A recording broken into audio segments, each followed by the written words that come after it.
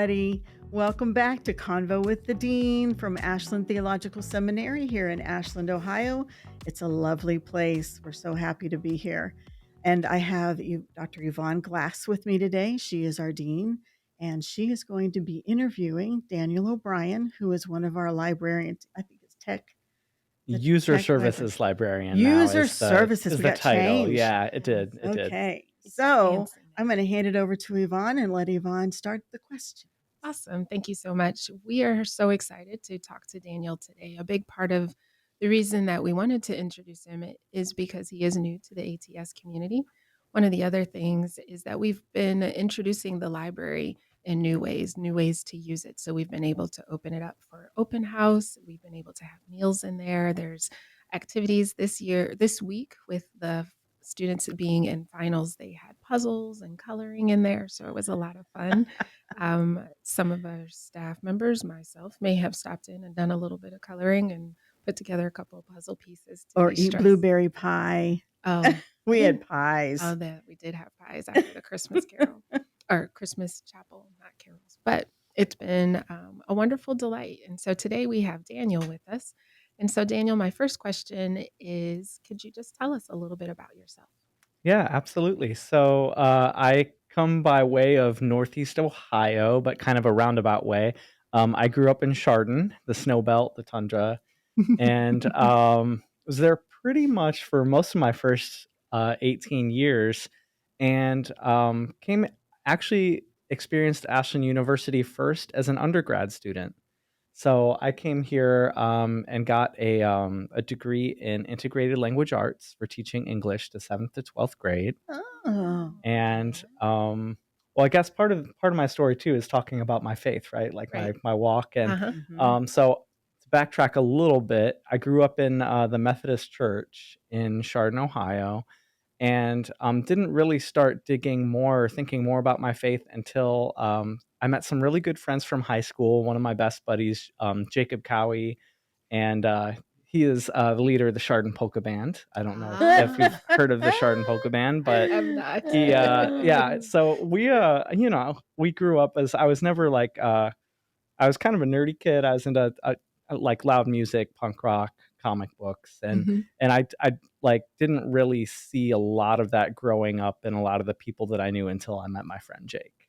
Shout out to Jake. I was, as a lot of kids in high school were a little bit nervous or self-conscious. Like my buddy didn't seem to have any of that. And talking with him, I was like, you and your friend group are different. Why is that? And that was really when he was like, well, we're Christians and this is what we believe and why we believe it. And I accepted Christ into my life at the age of 17. It was at a backyard kind of like altar call after a football game sort of thing. Oh, Wow. So yeah. That was great. And then a lot of my walks since then, has been like I see a lot of the biggest parts of it opening up during times of transition. And particularly like transitioning from high school to college, that once I came here, how do I find my place, or what do I rely on once I'm removed out of like the comfort of the environment that I've known. And I see that kind of happen through time and time again. So like to pull the rest of my story into that, after college, after graduating from school here, I kind of moved back home, started substitute teaching, looking for a full-time teaching job, and it didn't really seem like much was happening there. Okay.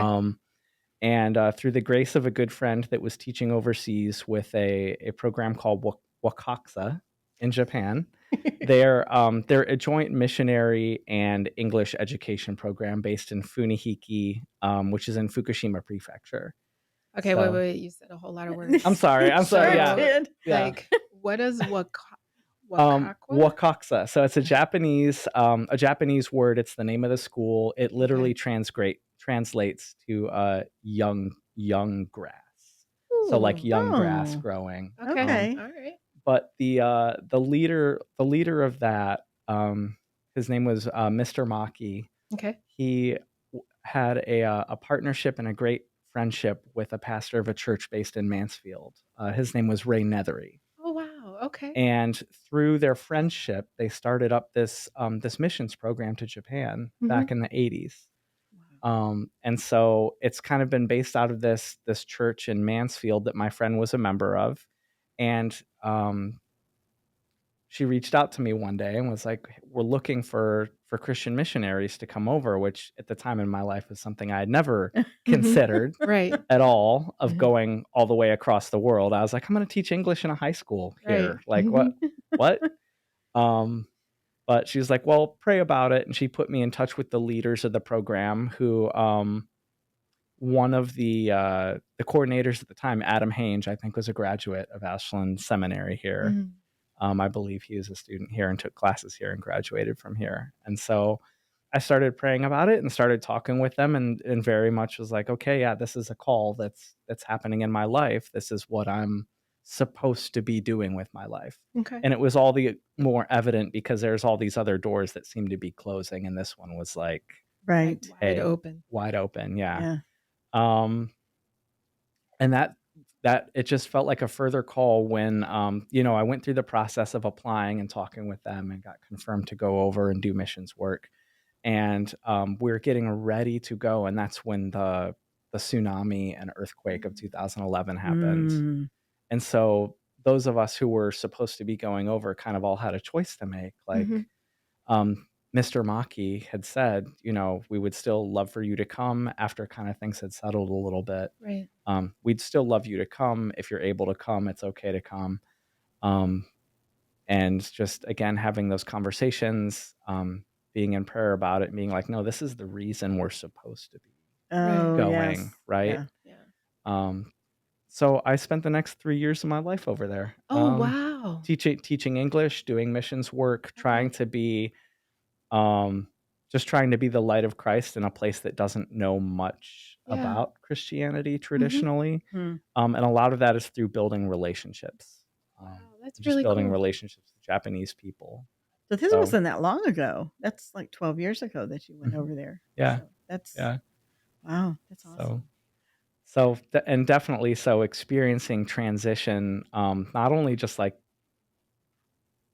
going to a different part of life, I guess, that post-college, what do I do now that I've graduated, but doing it also overseas in a completely different culture that has a different way of operating, and just kind of a different way of going about things. Also saying like, okay, where am I grounded in this? And of course that's, I'm grounded in my faith. I'm grounded in Christ. And then being able to live out of that in a new environment or in a different environment.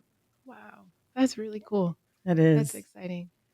Daniel's got a lot of hidden talents and hidden parts and pieces to his past. I'm excited to learn more. So my second question is, just tell everyone here what it is that you do at Absolutely. So as the user services librarian, I kind of like to joke around and say I'm like boots on the ground for the library. I'm usually the first person you'll reach out to if you have a question. The first person, the other librarian, Sarah, and I kind of tag team the instruction, but I'm usually kind of like the first point of contact for, if you have a question about the library, about doing research, if I need to go into a class and do instruction on the databases and teach people how to use our resources, that's kind of my jam. That's what I handle. So You're very good at it too. The students really Absolutely. appreciate it. I know when I was teaching more, they would say, "Daniel, help me out. You got me straight." So greatly appreciate it. Awesome. That's always good to hear that good feedback that what we're doing is working. Yes, so, most definitely. Then my last question for you is, what do you wish to see for ATS? One of the biggest things that I always love for and wish for and am happy seeing is the growth of community here, especially after all of the pandemic and not seeing people here for a long time. Yeah. Just being able to see people come back and enjoy community together and do this thing together is awesome. I always love the weeks that we have the Doctor of Ministry intensives on campus. Me too. Because we really get to know those students. We really get to walk with them through the process. And by like Mhm. the third or fourth time they're coming on for an intensive, I know them by name. I can say, hey, Yeah. how's it been going? Just building relationships like that, I think are so important Yeah. to everything we do here. Yeah, I appreciate that. I remember in one of my early meetings, you said that your role as the librarian is to disarm a lot of the fears. This is horribly paraphrased, sorry. Mhm. To disarm a lot of the fears that people have about using the library. And watching you in action is really, really cool to Thank see. you. Yeah. I appreciate that. You do Yeah. that really well. And especially with the DMin students, because I think a lot of times people don't realize a lot of our doctor of ministry students, they've been entrenched in the field so long, and then they have this calling and they haven't been in school in a long time. And Yeah. you work really well with them. So Thank you. Yeah, that's one thing. One of my mentors from when I was a librarian at a school in Raleigh for a while taught me for doing technology integration with teachers. Teachers are all at a different place with technology. right. Our job is just to meet them where they are, no matter where that is, and then take them one step further. Yeah. So I approach the library like that as well. We have people coming in from all different walks of life and experience levels. But there's no judgment here. Come on in. Mhm. It's cool. The library's cool. We're not scary. Yeah. We'll help you find what you need and learn what you need to know. Yeah. No, very cool. Thank you. Is there anything else you would like anyone to know today? Sorry? Anything else you would like anyone to know today? I'm I don't know. That one caught me off guard. It did. I'm sorry. I threw that in. Ashland's cool. Come hang out with us. Is that a good promo for the seminary? Yeah, I like So it. I have a question. This could be a Yeah, better promo for the absolutely. seminary. Polka. Do you polka? I do not polka. My friend polkas. My friend is really, really good at polka-ing. But so one of my hobbies, my side interest is music. So I'm a Okay. bass player. Yes, you are and a good play. bass player. You're not just a bass player. You are a good bass Yes, he player. is. Yeah, but I Yes, got he my is. start playing electric guitar for Okay. that polka band in high school. Oh. So that's how I kind of got started in music. Oh, wow. That's awesome. Yeah, but I don't really polka now. So do you still like punk music, punk rock? Oh yeah, always. Yeah. Yeah. Loud music, fast music. Yeah, it's all good. Awesome. Awesome. I love it. Well, thank you, Daniel. Thank you for taking the time today to talk to me and talk to all of us. The library, in case you don't know it, they put out a monthly newsletter. And so if you would like more information about how to get connected to that or how to get connected to the ATS community, please feel free to reach out to Rachel Pierce, RPIERCE at ashland.edu, and she'll be able to connect you to the right people. Thank you so much, everyone. Yes. Okay. So we are ready to depart. This is Pidge Bannon with Ashland Theological Seminary, and we are at Convo with the Dean. We hope you have a wonderful, wonderful Christmas. Blessed. Be blessed. Bye-bye. Take care. It was great talking with y'all. Bye-bye.